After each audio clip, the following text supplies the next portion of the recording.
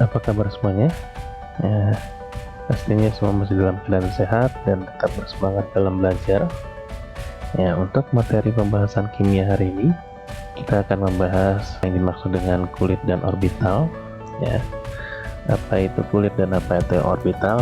Sebelum kita masuk ke slide berikutnya, kita ingatkan dulu materi yang sudah dipelajari minggu lalu. Ya, minggu lalu kita sudah belajar tentang menentukan notasi unsur, ya, bagaimana juga menentukan jumlah elektron, proton, dan neutron. Ya, masing-masing jumlah proton neutron ini ya gunanya untuk apa? Ya, salah satunya adalah untuk menentukan berapa komposisi dari si atom tersebut. Ya, jadi kalau bisa diilustrasikan seperti gambar di samping, yang di tengah itu adalah namanya inti atom. Ya, di sana terdapat proton dan neutron yang berkumpul menjadi satu. Ya, lalu dikelilingi oleh elektron. Ya, dikelilingi oleh elektron. Nah, jumlah elektron ini ya seperti yang sudah dibahas minggu lalu, ya, yaitu bisa ditentukan dari nomor atomnya. Setelah kita menentukan jumlah elektronnya, ya baru kita akan masuk ke penyusunan si elektron ini pada orbital dan kulit. Mengingat materi sebelumnya, ya, yaitu tentang teori atom. Ya, kita tahu perkembangan teori atom, ya, ada beberapa teori, ya, mulai dari teori atom Dalton, ya, sampai ke mekanika kuantum. Nah, yang akan kita bahas hanya dua teori terakhir, yaitu yang pertama teori atom Bohr.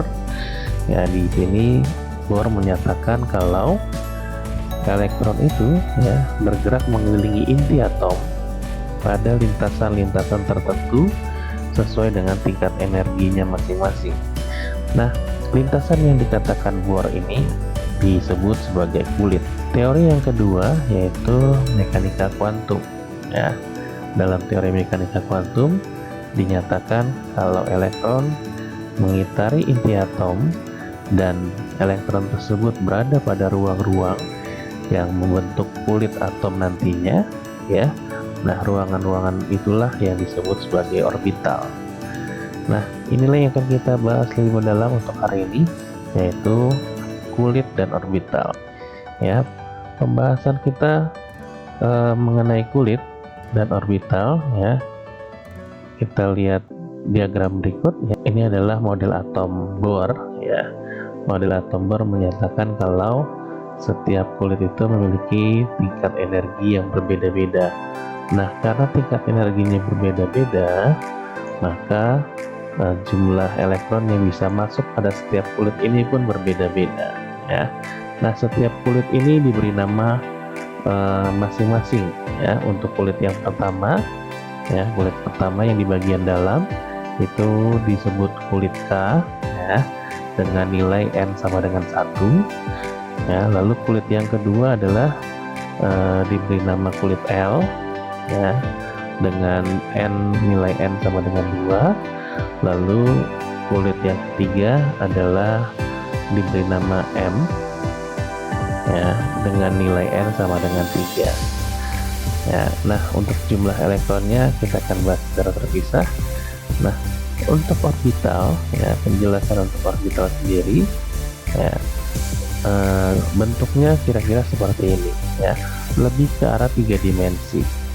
Kalau misalnya tadi teori atom Bohr, ya, berbicara dengan masalah kulit itu lebih ke arah 2 dimensi, ya, karena cuma ada satu lintasan, ya, perlintasannya, jadi masing-masing lintasan digambarkan hanya berbentuk lingkaran.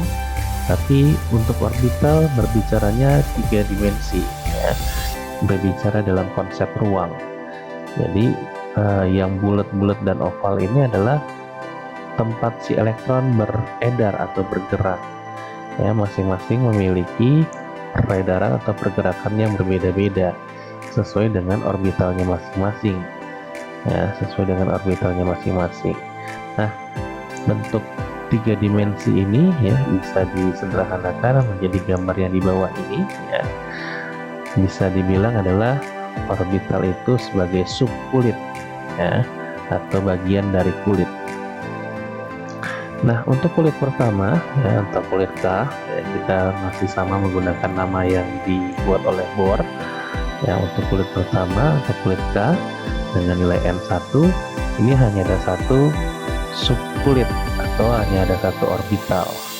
Ya, lalu untuk yang berikutnya untuk kulit L ya, dengan nilai N2 ya, kulit yang kedua ini memiliki dua subkulit ya, atau dua orbital. Lalu untuk kulit yang ketiga ya, ini di sini memiliki 3 subkulit ya, ini subkulit yang pertama atau orbital S, ini subkulit yang kedua atau orbital P, dan yang ini adalah subkulit yang ketiga orbital D ya, dan seterusnya ya, masih ada kulit-kulit seterusnya. Pergerakan elektronnya dalam masing-masing orbital ini bentuknya seperti apa ya, mungkin bisa diilustrasikan seperti gambar berikut. Nah, ini adalah salah satu orbital ya, bentuk orbital dari orbital D ya. Nah, elektron yang bergerak di sini ya kira-kira mengikuti arah ruang orbitalnya. Kita akan lanjutkan ke pendalamannya ya. Untuk kulit itu sendiri ya, seperti yang tadi sudah dijelaskan, masing-masing memiliki tingkat energi yang berbeda sehingga masing-masing memiliki jumlah elektron yang berbeda pula di setiap kulitnya ya.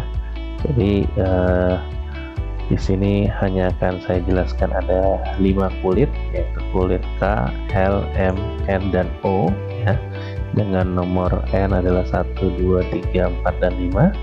Nah, masing-masing jumlah elektronnya akan berbeda-beda. Pada kulit K ya, jumlah maksimal dalam satu kulit K ini adalah hanya 2 elektron. Kulit L hanya bisa diisi oleh maksimal 8 elektron. Kulit M ya maksimal bisa diisi oleh 18 elektron. Kulit N ya maksimal hanya bisa diisi oleh 32 elektron. Terakhir adalah kulit O, maksimal bisa diisi oleh 50 elektron. Ya, nah masing-masing ini sebenarnya ada rumusnya. Ya, kalau kalian mau menghafalkan rumusnya silakan, yaitu rumusnya adalah 2n kuadrat. Nah, n-nya itu apa? Ya ini nomor kulitnya yang nilainya 1, 2, 3, 4, 5 ya. Contohnya misalnya saya mau menghitung kulit M nih. Ya, kulit M tinggal masukkan saja nilai n-nya sama dengan 3 ke dalam rumus jumlah elektron maksimum. Jadi 3 dikuadratkan adalah 9, 9 kali 2 adalah 18. Berikutnya orbital ya.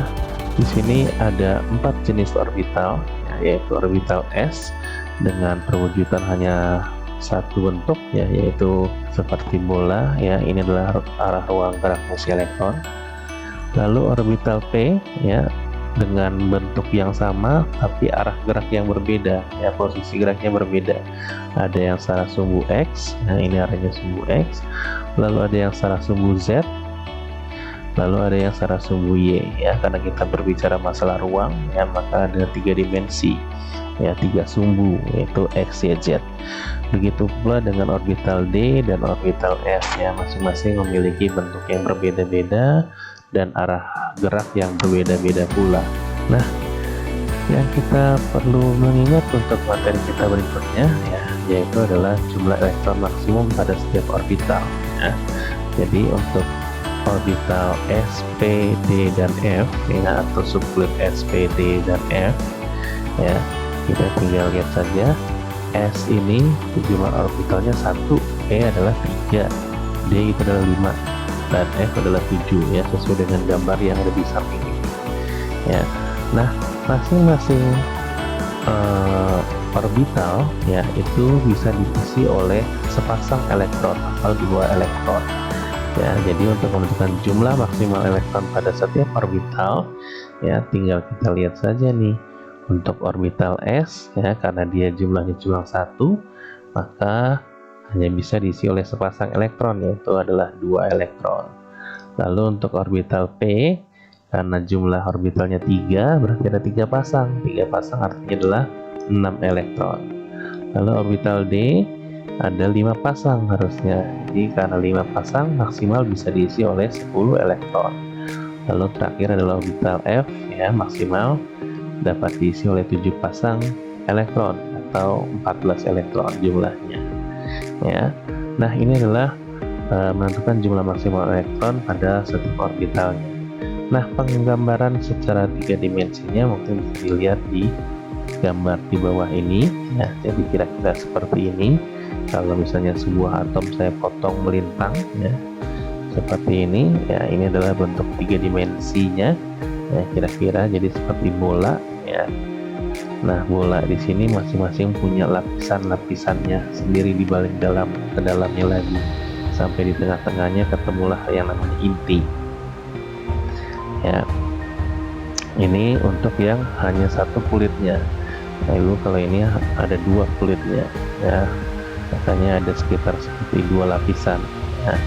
Lalu ini ada 3, ya, kulitnya, jumlah kulitnya ada 3. Nah, karena ada 3 jumlah kulitnya, kalau kalian lihat, ya, masing-masing memiliki orbitalnya masing-masing di dalam sana. Nah, kira-kira perwujudannya, ya, kalau secara ekstrim, ya, bentuknya jadi seperti ini, ya. Jadi saling bertumpukan nih antara masing-masing satu orbital dengan orbital lainnya, ya, dalam sebuah atom.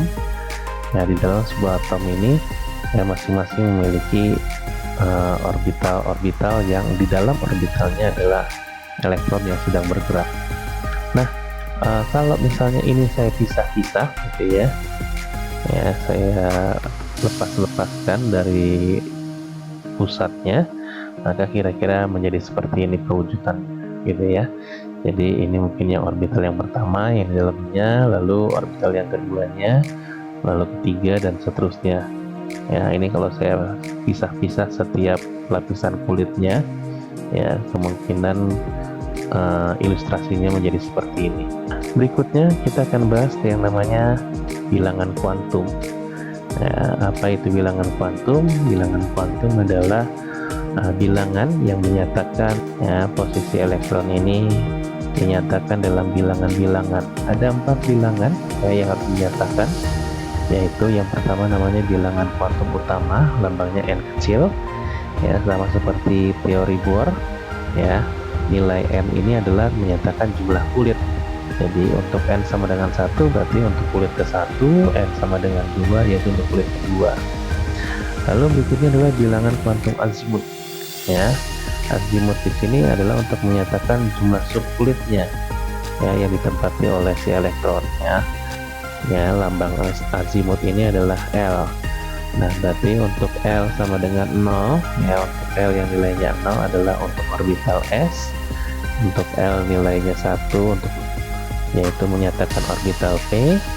Lalu untuk L sama dengan 2 menyatakan orbital D. Ya, untuk L sama dengan 3 yaitu untuk menyatakan orbital F. Lalu bilangan kuantum yang ketiga namanya adalah bilangan kuantum magnetik atau lambangnya M. Ya, jadi bedanya azimut sama magnetik adalah kalau azimut menyatakan subkulitnya, magnetik ini adalah menyatakan posisi ruangnya di dalam kamarnya, ya. Kalau bisa saya bilang sebagai perwujudan kamar, ya, adalah posisi kamarnya. Jadi seperti yang dijelaskan di slide sebelumnya, untuk orbital S dia hanya ada 1 jumlah orbitalnya atau hanya ada 1 kamar, makanya kita kasih nama kamar 0, ya, namanya 0 atau nilai M nya sama dengan 0. Lalu untuk orbital P, ya, ada jumlahnya, ada 3 orbital, ya, masing-masing kita kasih nama, nilainya adalah -1, 0, dan +1, ya. Lalu untuk orbital D ada 5 jumlah orbitalnya, ya, masing-masing orbital ini atau ruang ini saya kasih nama ruang -2, ruang -1, ruang 0, ruang +1, dan ruang +3. Terakhir adalah untuk orbital F, ya, ada 7 orbital, ya, atau 7 ruang, maka masing-masing ruang saya kasih nama ada 7 macam, yaitu ruang -3, ruang -2, -1, 0, plus 1, plus 2, dan plus 3. Bilangan quantum spin ini yaitu untuk menyatakan arah rotasi dari si elektronnya. Hanya ada dua nilainya ya, plus setengah atau min setengah. S itu sama dengan plus setengah ya kalau posisi atau rotasi elektronnya itu berlawanan arah jarum jam. Sedangkan untuk rotasi elektron yang searah jarum jam ya nilainya adalah min setengah. Lalu ini adalah perwujudan dari model atom Bohr ya yang dinyatakan dalam model atom mekanika kuantum. Ya, misalnya contohnya di sini untuk hidrogen nomor atomnya adalah 1, maka ada 1 elektron. Ya, 1 elektron di sini hanya melintas pada satu kulit. Ya, kalau kita gambarkan wujud dari mekanika kuantumnya jadi seperti ini, hanya ada 1 orbitalnya. Lalu untuk contoh yang ketiga, boron. Ya, boron di sini nomor atomnya adalah 5. Karena 5 nomor atomnya, maka jumlah elektronnya adalah 5. Maka posisi elektronnya ada 2 di kulit pertama dan ada 3 di kulit yang kedua.